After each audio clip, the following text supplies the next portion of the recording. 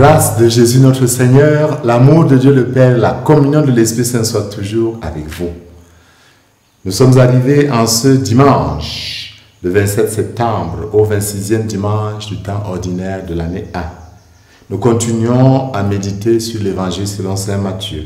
Rappelons-nous que dimanche passé, Jésus nous appelait à aller nous aussi à sa vie, c'est-à-dire à puiser dans la source de bonté qu'il est, à ne pas se fermer à sa grâce. Il voulait nous dire qu'à tout moment, Dieu nous attend à la première heure, à la dernière heure.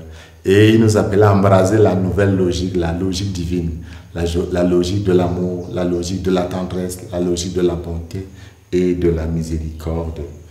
Jésus, effectivement, fait ce reproche aux grands prêtres, aux anciens, qui ne sont pas capables de changement.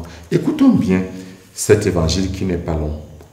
En ce temps-là, Jésus disait aux grands prêtres et aux anciens du peuple, « Quel est votre avis?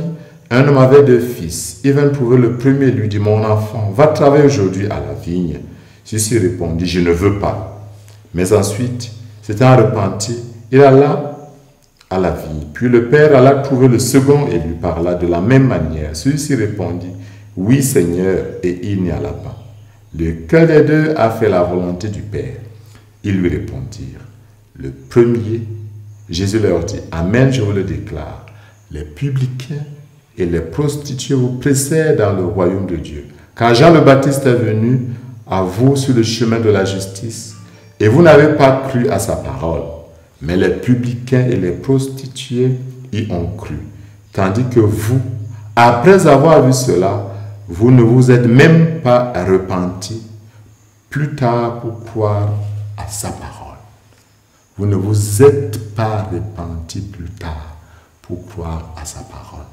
La prédication de Jésus selon saint Marc, notamment, convertissez-vous et croyez à la bonne nouvelle. Au cœur de la prédication de Jésus, il y a cet appel au changement. Le mot convertir signifie changer de direction, repentir, abandonner une manière de vivre.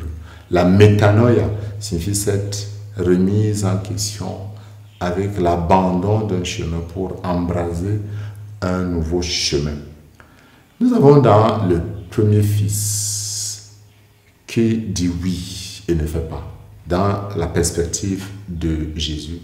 Ceux qui sont dans le formalisme religieux, les grands prêtres, les pharisiens, les anciens de l'Église, les dignitaires, les VIP de la foi, ces grands prêtres, ces grands exorcistes que tout le monde cherche aujourd'hui, qui sont à la mode. Alors que nous avons ce deuxième fils, le prototype de ceux qui tardent à se mettre en route, qui ont même une tendance à la rébellion, qui sont indisciplinés selon le jugement commun, mais qui sont dans le même temps capables de grands gestes de générosité, capables de faire pousser une fleur au désert de leur existence impure selon la loi. L'appel que Jésus lance est donc l'appel non pas à imiter ceux qui sont des rebelles, non pas du tout, mais plutôt, comme il dit, à travailler l'intérieur de la coupe afin qu'il ressemble également à l'extérieur de la coupe. C'est le rejet du formalisme, du tape à l'œil. Jésus appelle au changement pour ceux qui se complaisent dans leur statut et ne veulent pas se remettre en cause. Ils sont comme ces tombeaux blanchis, ils ont une très belle peinture à l'extérieur, des carreaux qui sont cirés, mais à l'intérieur, c'est une corruption, c'est des détournements, c'est des faits sordides qu'on ne peut même pas décrire. Pourquoi ne pas évoquer ces violences qui sont faites aux femmes dans notre société et notre orgueil masculin, en sorte qu'on ne veuille jamais que ce soit su par qui que ce soit. Et nos femmes qui, habituées à se taire, se taisent. Il n'y a pas pire violence qu'une femme qui construit avec un homme et découvre un jour qu'il y a une autre. qui arrive. Et elle ne sait même pas à quoi s'en prendre. Tout le monde estime que c'est normal. Ces femmes qui sont battues, les cheveux tirés, arrachés, par des maris qui sont présidents du conseil paroissial, présidents du conseil des affaires économiques et catéchistes. Ces incestes qui sont pratiqués à l'intérieur de nos mêmes maisons. Ces chrétiens qui s'asseyent sur des dossiers des autres et qui le dimanche iront prendre le corps du Christ pour exprimer la communion avec le Christ, alors qu'ils tuent le pauvre. Ceux qui oublient que dans l'autre, il y a l'image du Christ, mais le font en cachette pour que ce ne soit pas su. Nous sommes tous, il est vrai, nous sommes tous tributaires du péché originel.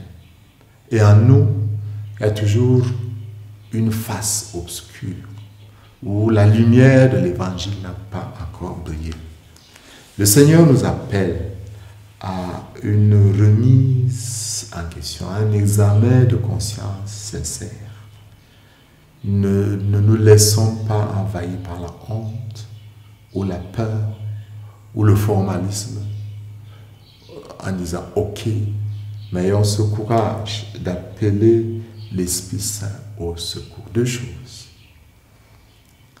En chacun de nous, en chacun, il y a toujours cette flamme de l'Esprit Saint qui ne s'éteint pas et qui est prête à s'enflammer si nous appelons Dieu à notre secours.